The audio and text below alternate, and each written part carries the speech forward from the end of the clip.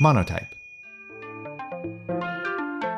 Welcome to Creative Characters from Monotype, the show where we meet the people working at the intersection of type and everyday life. I'm your host, Livia, and today I'm sharing a conversation I had with Cihan Tamti. Cihan is a graphic designer based in Bochum, Germany. He's worked for huge clients like Miss Lauryn Hill, Zac Efron, Calvin Klein, and Adobe, but he's also deeply invested in his local community. He does free work for small business owners in his neighborhood to build up the people around him, and I just think that's a really nice way to give back. My colleague Kadley is also here to preview this episode with me. Hi, Kadley. Hi, Livia. How are you? I'm doing all right. How are you? Pretty good. So I know you've been trying to get Cihan on the podcast for a while now. What did you learn about his creative process?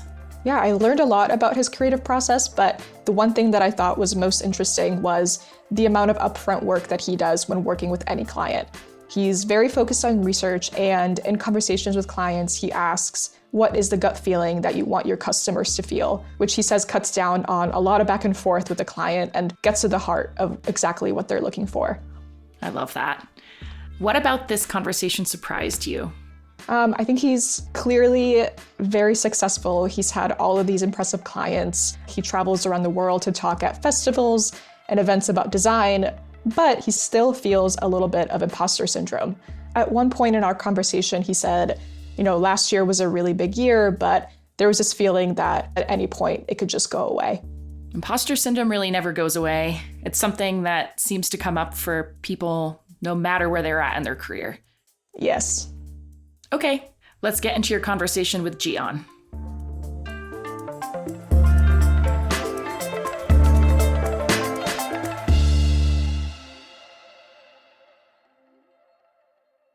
Welcome to Creative Characters. Today, I have the honor of speaking with Cihan Tamti, a graphic designer based in Germany. Welcome, Cihan. So great to speak with you today. Thanks for having me, and I really feel honored and appreciate really the opportunity to talk with you guys. Likewise. So I think I first saw your work when you designed a poster for the Fugees. Is that something you worked on recently? No, it's already 2 years ago. 2 years ago. Okay. Yeah, it's pretty old. Yeah, but I'm still working with Miss Lauryn Hill, so it's always popping up maybe somewhere. Yeah. So you're based in Germany. I would love to hear a little bit about where you live in Germany. What does it look like? What's the design scene like there?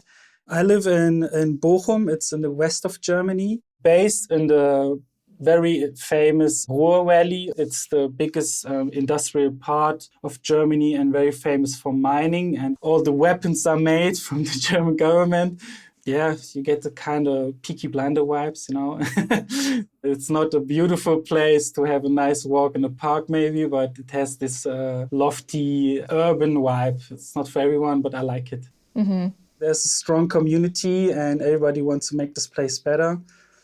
And it's growing very fast. And there's a big jump from the mining history to becoming like big startups with new projects and new ideas. So it's becoming very modern right now.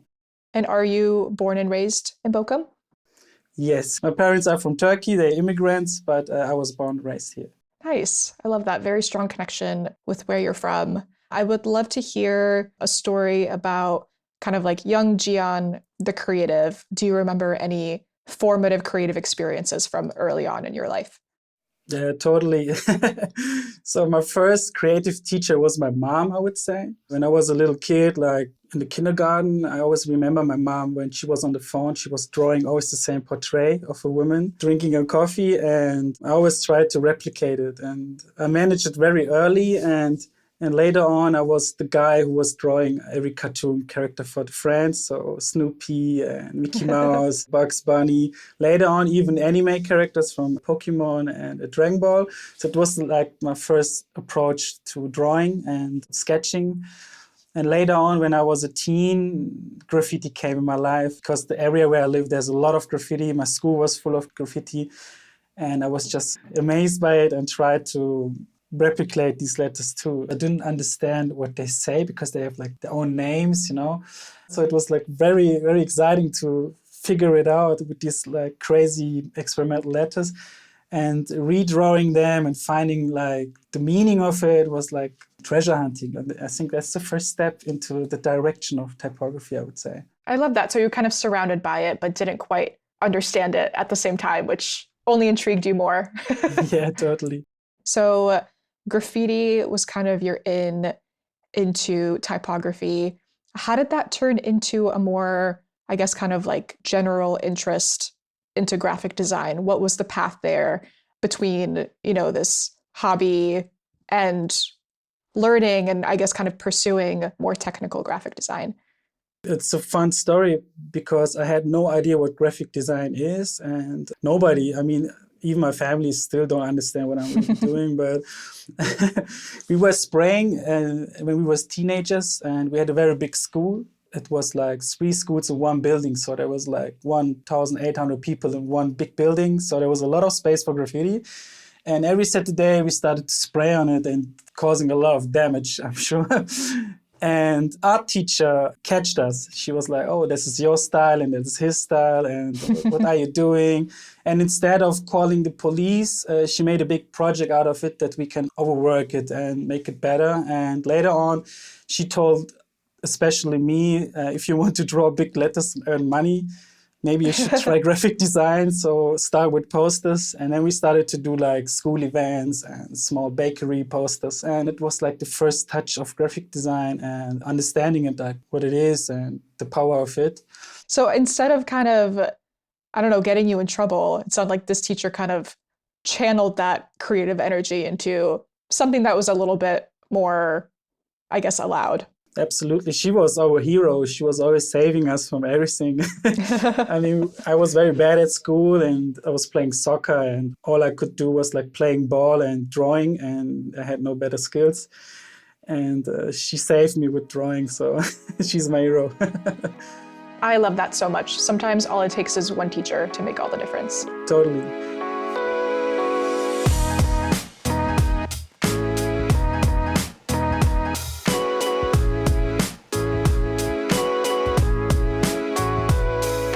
So after, your teen years, you started learning about graphic design through this teacher. What did your journey your early journey look like after that? How did you kind of like develop your style during this time? It's a very long education in Germany to step into design. I'm not sure how it's now in the States, but before you go to university, you have to do a job education as a designer.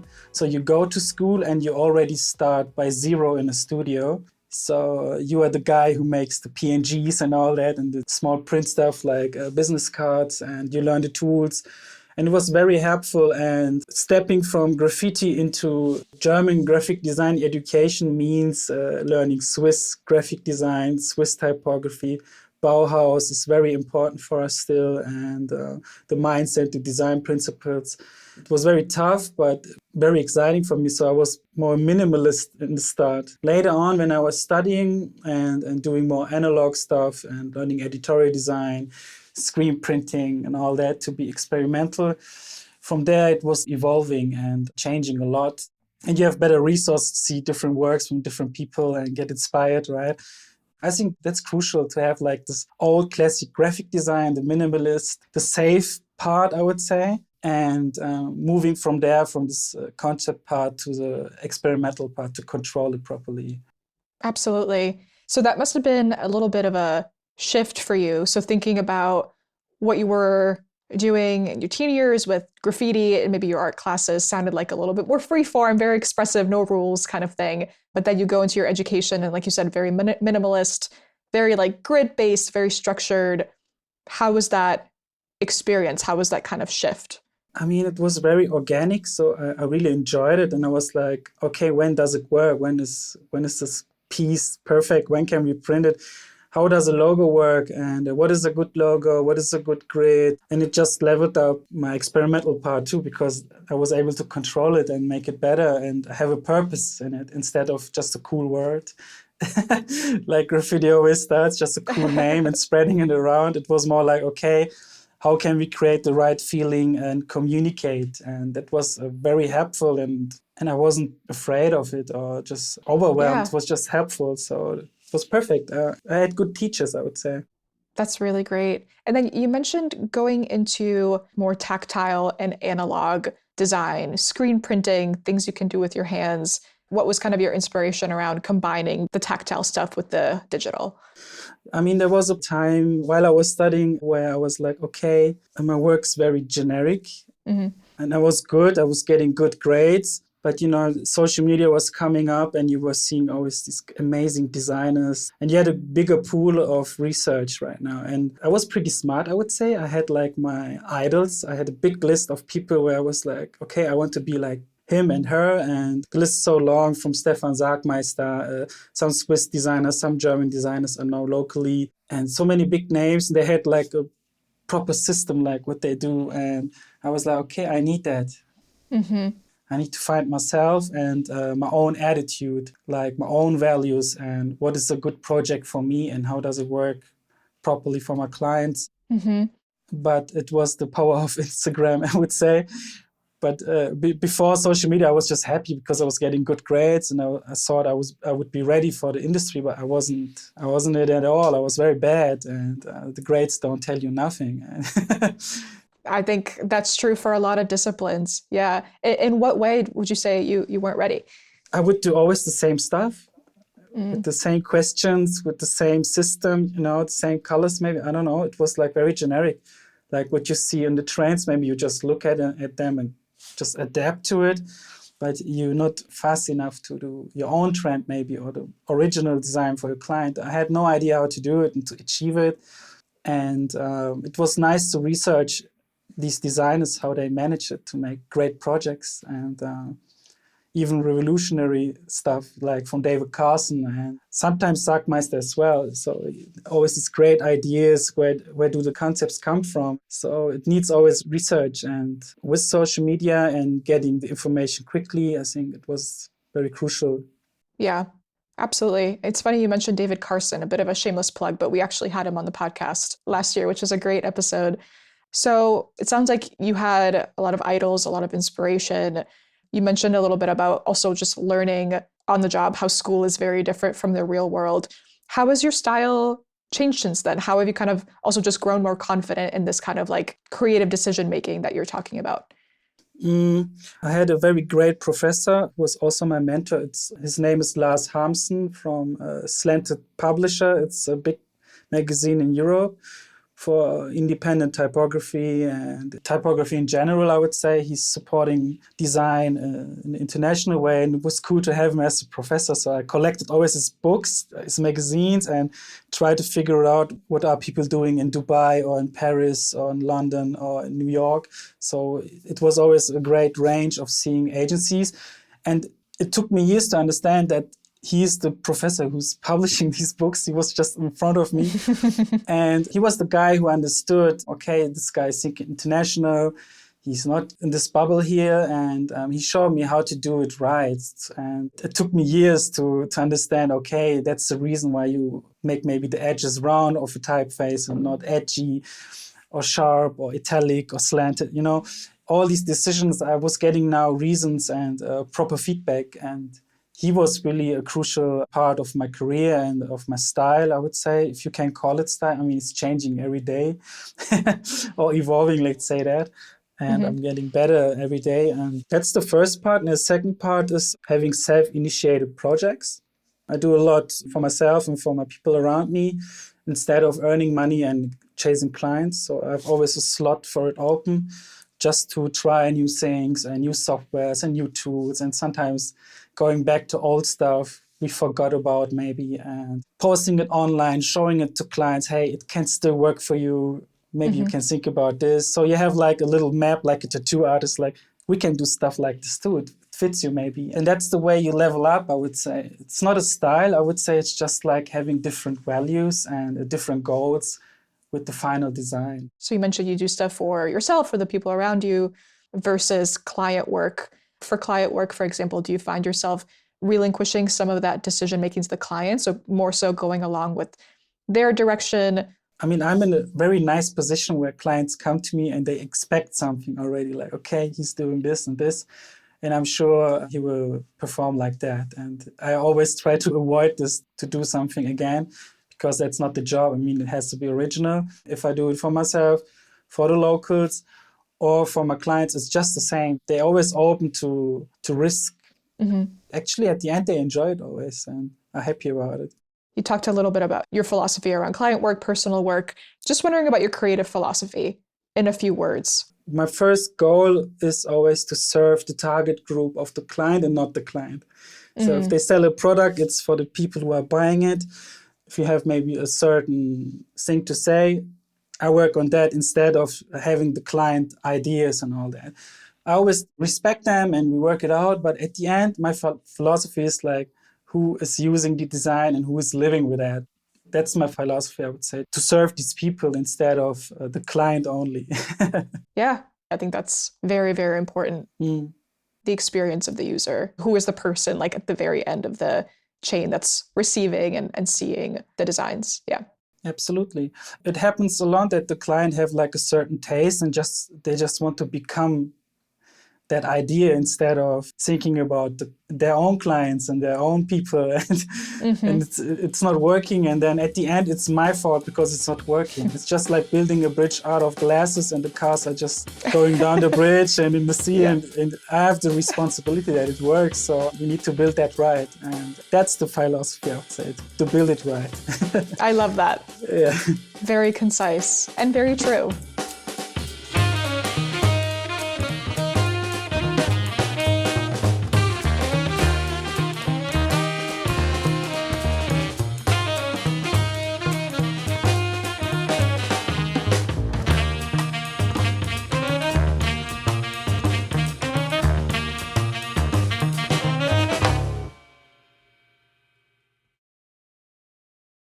Any kind of recent projects or collaborations that you're particularly proud of? Yes, there are many, I would say. My publications, of course, and all the locus projects. But the biggest one is right now the design for the Kiel Week. I don't know if you know it, but the name of it is Kieler Woche. And it's a very big part of the German design history. So since 1948, 5 agencies or studios are nominated and have the chance to do the corporate design, I would say, challenge. So you have to pitch and win. And there were a lot of big names in this history. And I won last year and did the design. Wow. And it's extremely big. So it's one of the biggest sailing events in the world, but it's also a big festival in the city. And you have to imagine they have like 200,000 people who live in this city, but they have 4 million guests. So, so it's a very big project. So you have to design ships. The German Marine is using a coin for the ships with the design on it. All these posters, all cars, all flags, all billboard spots and advertising columns are full with your design. It's reserved. So you have like maybe 200 different medias to do it. So even the post office stamp is with your design for the government. So the government is using your design as well, only for this 1 week.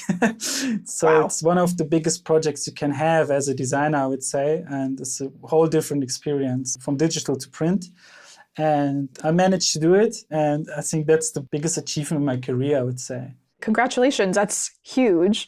How did you approach the initial entry that you entered with? You have to understand that there was like many designs before me. So you lose if you do something what was done before. So it's very hard to find something new about a sailing event. So there were no triangles and sails allowed. So the basic brief was you have like the title and the date of the festival, but you don't have to write text on it like it's a sailing event, it happens every year or stuff like that. So you have a very empty canvas to design.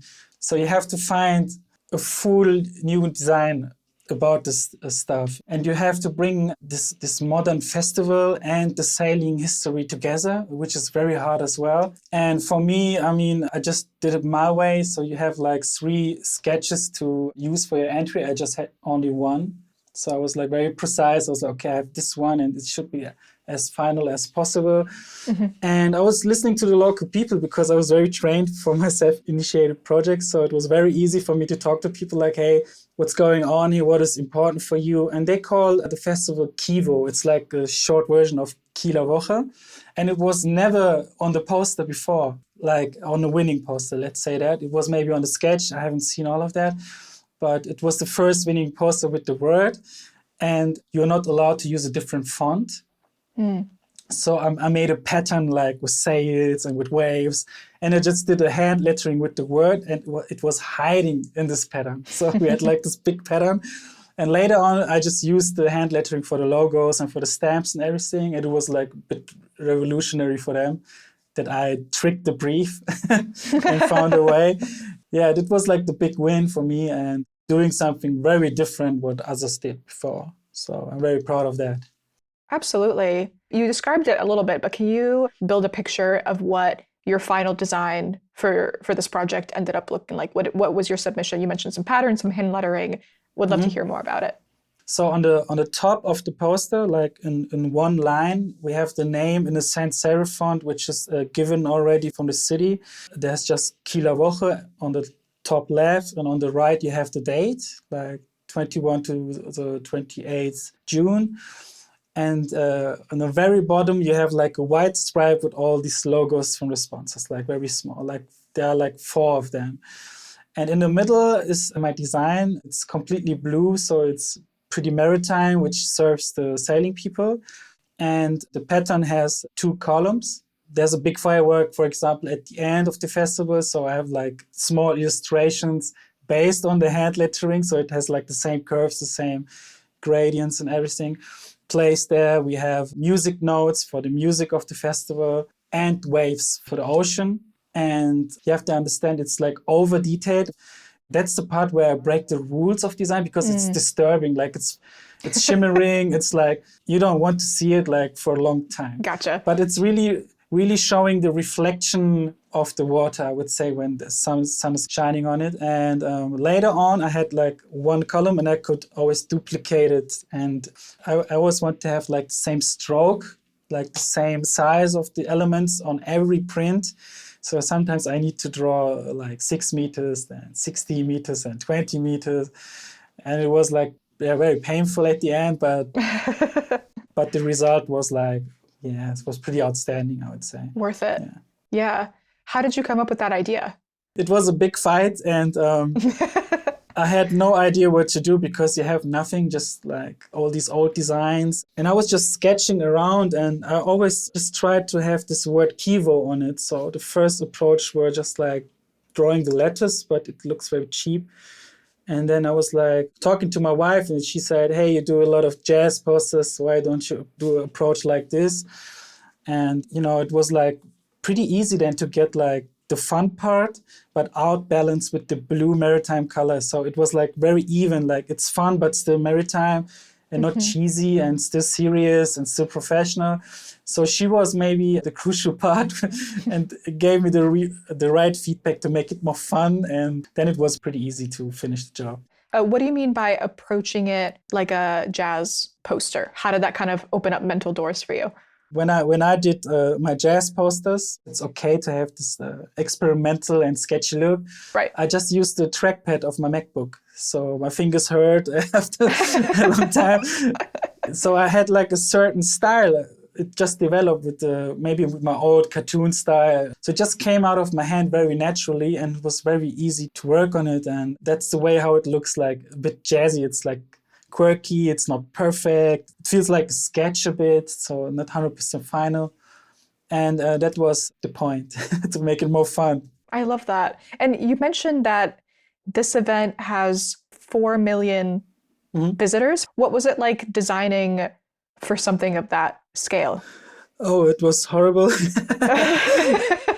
If you have like 4 million people commenting your design, of course there are like 10 or 15% who don't like it. All the merch we had was sold out and it never happened in the history of this festival. So I think it's very successful in that part. But the local people were like, okay, the older ones especially, it was too young for them, I would say. They wanted to have like a boat and the ocean again, but you can't do it. You will lose in the pitch. So there's no chance to serve these people. There was a bit backstabbing, I would say, from the locals. But the younger people were like very happy and it was pretty successful. Can't please everybody. That's true. But I mean, it's in the German news and it's in every newspaper. Everybody's talking about their design in the country. And so there's a lot of feedback and a lot of haters, a lot of fans too. So how do you deal with that level of feedback from this much visibility? How do you kind of stand your ground in your design decisions and kind of stand behind them when you're getting all sorts of different feedback? I would say if you have like a lot of hype, you have to duck, let the people talk. They make the project big and it's very good advertising and publicity. So just duck, just say it one time why you did everything and then don't talk about it. So move on. That's the way how to stand the ground, I would say, just to say, okay, that's it. We worked on it. We talked about it so much. Yeah. I got paid. You are using it. Have fun. Yeah. That's the way, the only way I would say to survive with all this feedback and people talking.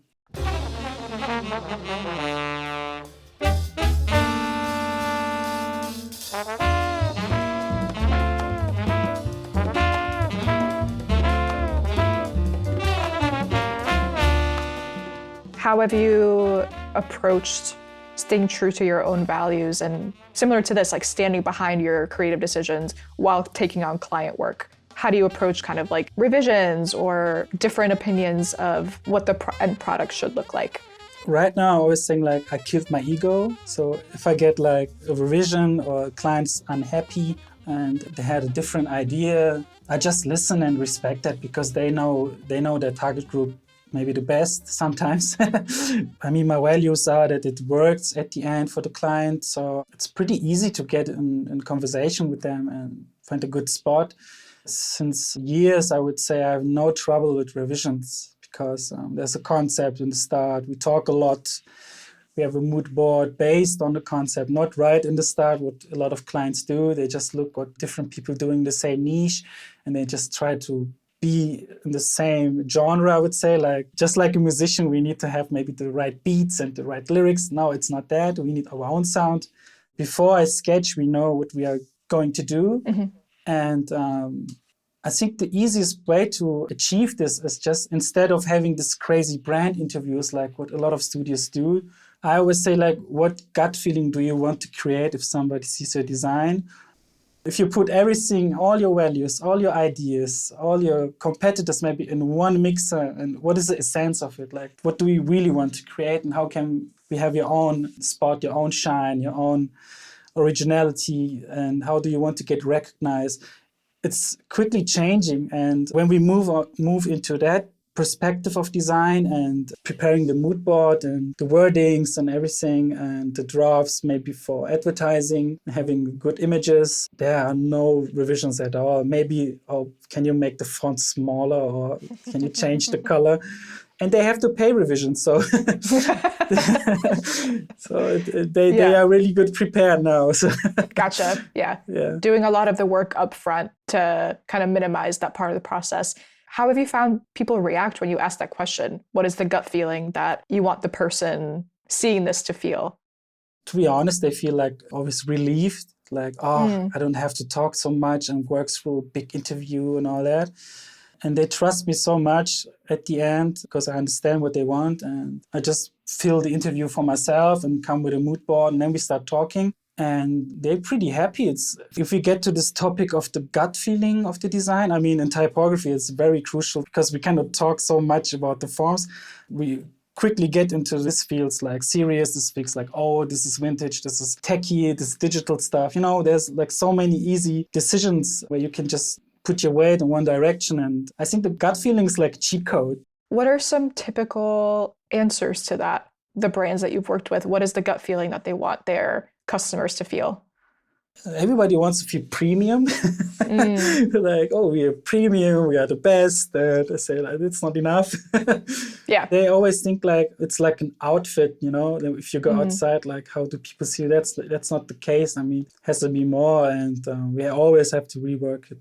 Are you a friendly brand or not? And do you want attention or do you want to be silent? Like maybe it's a textile brand. They have like amazing coats and they feel right. You don't have to put like a big font on it. They don't have to show off. And maybe you have a streetwear brand where There's a lot of typography and quotes, and maybe they have a punchline. There you need maybe more typography and bolder designs. So it's very difficult, but both can be premium, of course. So premium is like the first thing they always say. Like, tell me more. Yeah. So on top of client projects, you mentioned you do a lot of personal projects, stuff for your local community. How do you approach projects that are just for you versus client work? Right now, if I do like a self-initiated project, it's still not only for me, it's always for someone. And it started with COVID, I would say. Like we have now the lockdowns and everybody's at home. We have no idea what to do. All these restaurants were like empty or closed, and some of them didn't survive. In a city like Bochum, where the budgets are not so high and people don't earn so much money, I would say it's very important to help people. For example, at COVID, for the design community, I made this magazine called Homebound. I had a good following already on Instagram. I just made a story, hey, let's do a collab if you don't have jobs right now, like the freelancers and all that, and maybe we can help people. So there was like a big print company in the UK, which was like over 100 years old. They had to close because they had no money. So we collect money for them, make an article on the magazine.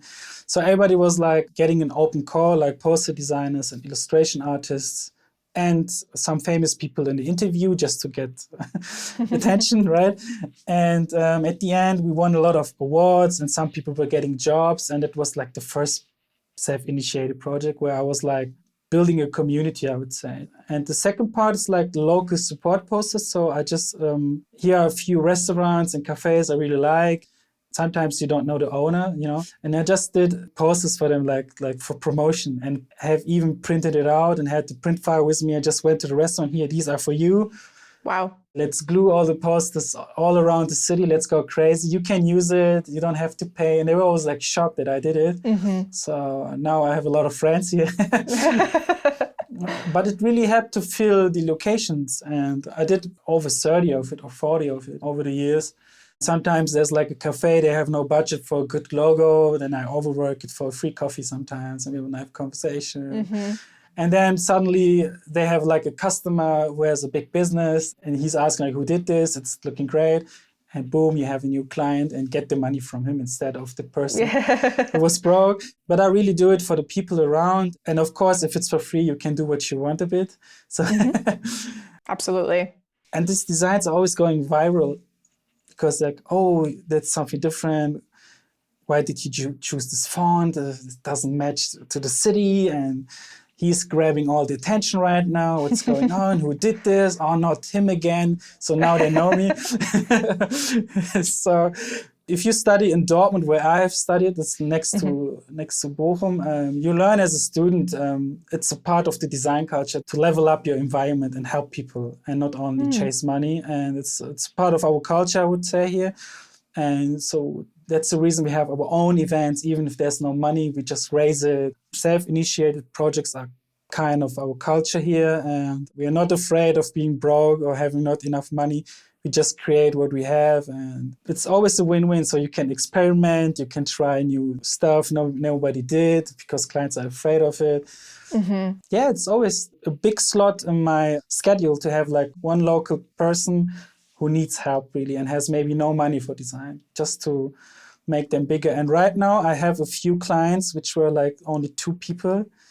Now they're like 60 or 80 people in the office. And wow. And they're pretty big and backed by the government. And, you know, they get a lot of loans and support money, doing big events.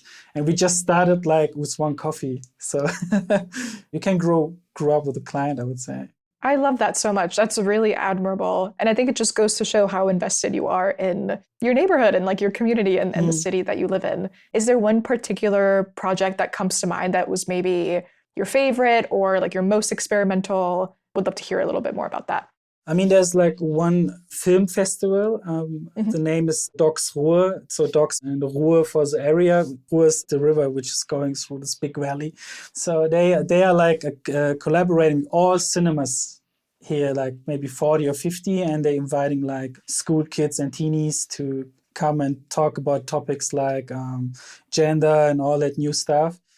And trans people a lot and refugees. When we started and I made all these crazy designs, they were just open for it and hoping the best, I would say. But I think in the first year we had like a concept directly where I told them every year we need to change the festival name, and I will do your custom lettering for that. So that means every year has the same frame, but there's space for a new headline. And they have now a lot of volunteers also, like from schools. And they have now their own merch, like, oh, Wow. we are 2021. Oh, we have the design from 2022. And it's limited and they earn their money. They are growing right now with the merch and everything. Even in New York, they were like judging for a film festival. Wow. The two people who had like 60 euros and one coffee are now like one of the biggest judges sometimes, in film festivals. So design can sometimes help, and that's a very good example, yeah. Absolutely. So that's my favorite, I would say. What did this year's design look like? This year's, it's more like Gen Z, and so it's very bubbly. It's very friendly and curvy, and the festival name is this year For Real, For Real. So I love that. And I had to do like a lettering for the FRFR. And we had like an African model with a big afro, and the lettering is going around the hair, and it's animated as well. So it's just like balloon type, I would say. So very friendly, very inviting. That's how we feel this year. I mean, it's a reaction, I would say, of the situation in the world. There's a lot of stuff going on we don't like. And we just want to get away from the news maybe and just have a good time and see joyful designs. You reminded me of a quote that I heard recently. It was like, joy is a revolutionary act. I'm paraphrasing, but it sounds like that's kind of what you're describing. So you said you kind of base the design around the year, the time, what's going on. How does that translate into things like type choices or color choices or, this more custom stuff that you're doing? I mean, the trend from today is already 2 years old. That's what I learned from working with fashion brands. So you need to think like 2 years up front, I would say. I'm just looking around like, what are the people wearing, which brand and which colors.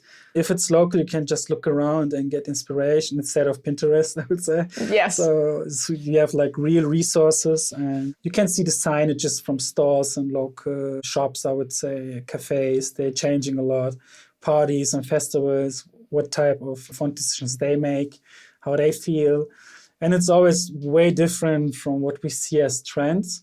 And 2 years later, everybody's doing the same what we did 2 years ago. But we are not setting the trend, we're just doing what we want. So I would say it's not trend setting. So all these decisions are really very personal, or maybe from a small circle, and it serves the people and the target group very well. Yeah.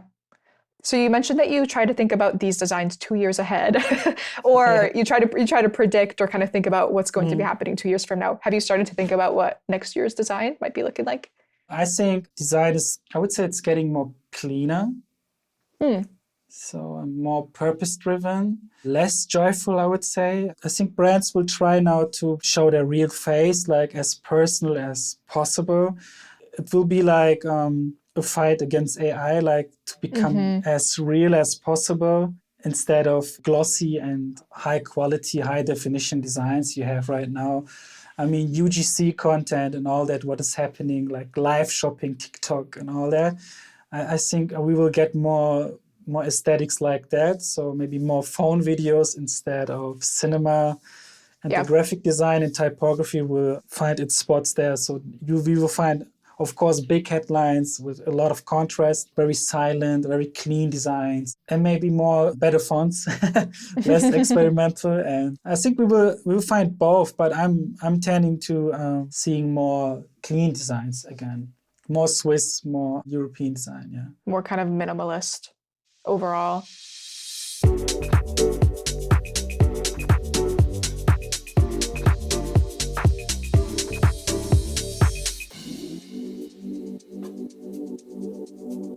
Where do you think designers in general can add the most value to clients, to society, to their local communities? I think we can change a lot, like political decisions can be made soft and nice, even if they are like very bad. And on the other side, we can make like good decisions look very bad too. A lot of stuff is in our hand, I would say. So we need to be more careful and still have the right attitude towards what we pushing. You can push a lot, so put weight in it and value in it. And if you don't design bad decisions, they will not happen maybe, right? So It's the same in the industry. So I think we can change a lot. Maybe a youth center, for example, they look always like full with graffiti, and you have a feeling of you see only homeless people and drug dealers. But if you design it properly with good architecture, with a good name, with a good prints and events, if everything looks well designed, you trust it more. So I think we are the trust builders. If we design something good, we can pick which doors can be open easier. So yeah, we have a lot of power, but we don't want to take the responsibility. We try to be objective, and just doing the job and leave it there where it is. But I think we should be careful what type of clients we take. Absolutely. What would you say to young designers, I guess, that are just getting into design, general advice, but also around this kind of big responsibility, like design with a capital D that you're talking about right now? I think the first step is always to try everything, from print to digital, from coding to animation, 3D, for example, as well. Making your own fonts, or maybe just by hand the font, trying everything out and just find which is the most fun part of it, instead of like, which is getting me the best clients. Yeah. Maybe you like web design, but it's too boring for you because you have restrictions and you cannot go crazy in one part.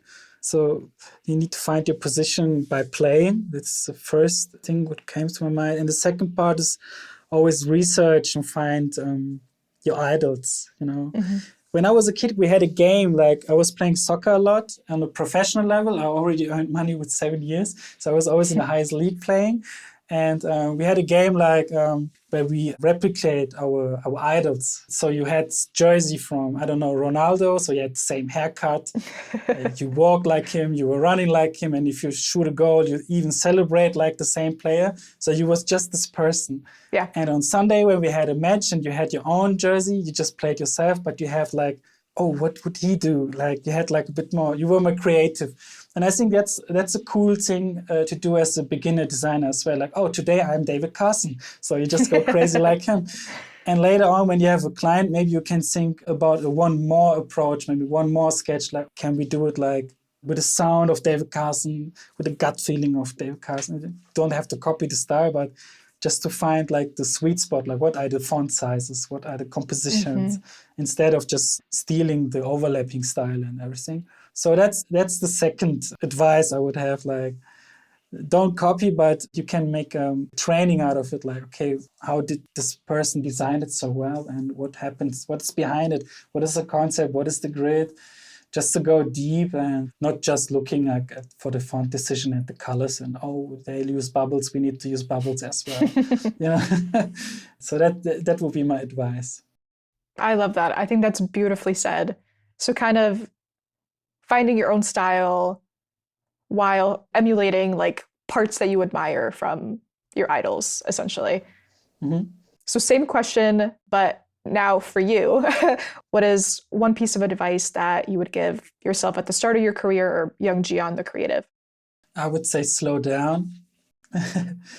I've started my business in 2020. It's now 2025. And if you look at my portfolio and what I've done a lot, it's really a lot. And I should have taken more time, I would say, right now. And slow down, it's okay. Everything will work out. Just do it properly, relax, take your time, see your friends, stop working. I was a big workaholic, I would say. So I was very focused and I wanted to level up quickly. And I was always afraid of, oh, this year was maybe just a hype year where people wanted to work with me, but next year nobody cares because I'm just trendy or something. I was really afraid. And if I would talk to myself now, just relax, just do your job, have fun, and don't stress yourself so much. Things will kind of come naturally. What is that saying? The days are long, but the years are short. Yeah, totally. That's all right.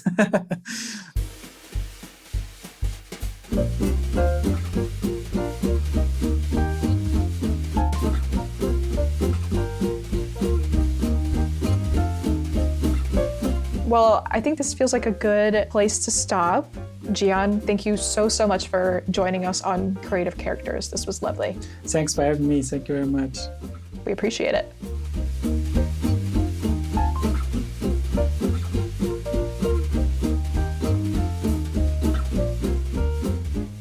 To see Cihan's work, follow Cihan Tamti on Instagram. That's CIHANTAMTI. Or check out cihan-tamti.de. Thanks for listening. If you like our show, please subscribe, rate us, and share us with a friend. Creative Characters is brought to you by Monotype. It's produced by Christopher Olin and Mia Sullivan. We'll be back in a couple weeks. Take care, everybody.